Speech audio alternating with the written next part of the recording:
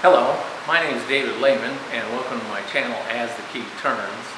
As I've said a million times before, I'm a retired prison guard and I'm living here in the country of Guyana along with my wife. We're in our mid-60s and I just wanted to tell you some of the observations that I've seen here as an expat living in Guyana.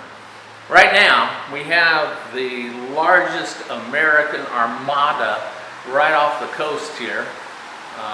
Bothering Venezuela, which is just not too awful far that way.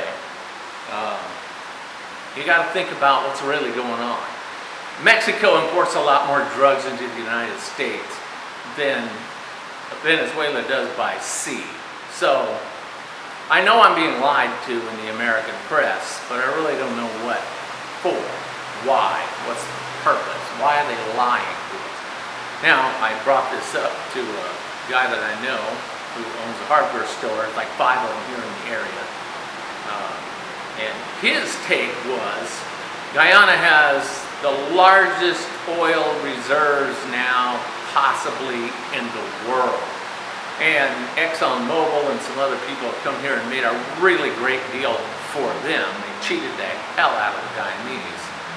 And the idea is when the contracts come up for renewal, this armada may intimidate the Guyanese and the Guyanese government into making the same kind of great deal for American corporations and pee on this place.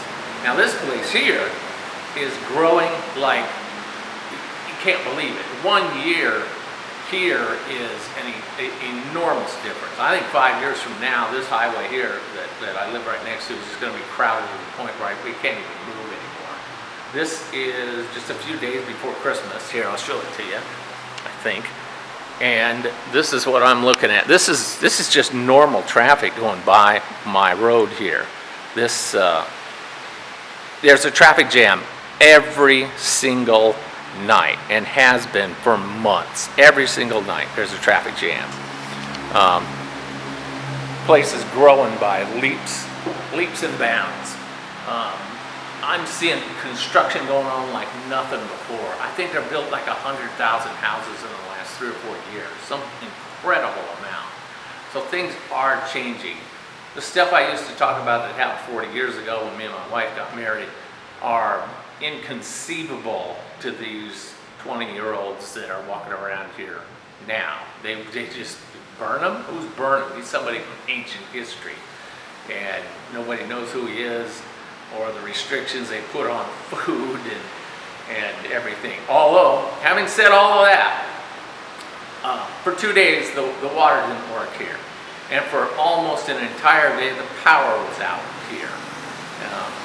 We got generators to take care of the power, and I have big water tanks to help mitigate the times when the water doesn't run. So those are still very common things that happen here in Guyana. So I just thought I would mention those couple of things that are affecting us right here, right now.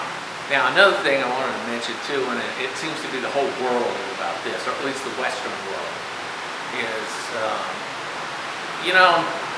when you're away from the American media, you can think about stuff, you're not overwhelmed with propaganda.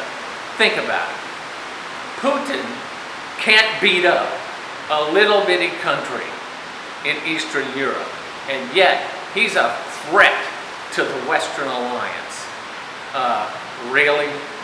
Germany's got to rearm. France is doing all they can to rearm. The UK is in a panic that they don't have troops because the big evil Putin is going to jump the line and take over, NATO countries. Really? Think about it, guys. I mean, he can't beat up the Ukraine, but he's going to take on the United States and all of NATO. Sure. Come on. It's like they're telling us here that, they could pay off the national debt like that. Maybe they could.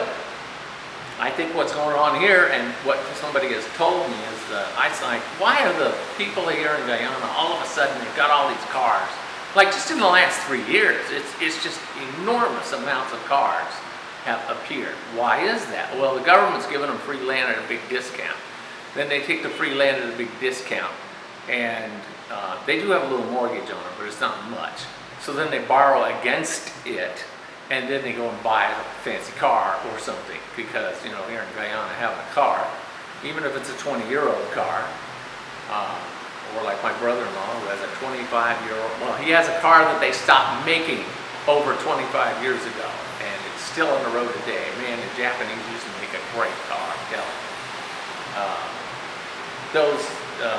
It's a big status symbol here, and it's a big convenience too. I mean, I don't have a car because I don't drive on the left in America. I'm so used to it that I would kill us all. So, and plus, these people drive worse than I've seen in New York, Paris, London. They got nothing on. Those places have nothing on the way they drive here. It's bumper to bumper, inches. They drive trucks through little holes, and I wouldn't even take a car through. Just amazing drivers here. So, just wanted to make this quick little video and talk about those two little things that just has occurred to me here on a Sunday before Christmas. Yes, they have Christmas here. They sing songs. Sounds like a bunch of pirates singing songs, because people here talk like pirates, and their music sounds like pirates singing. So you've never heard it, White Christmas, until you've heard it sung by a pirate. Funny as hell. And until next time.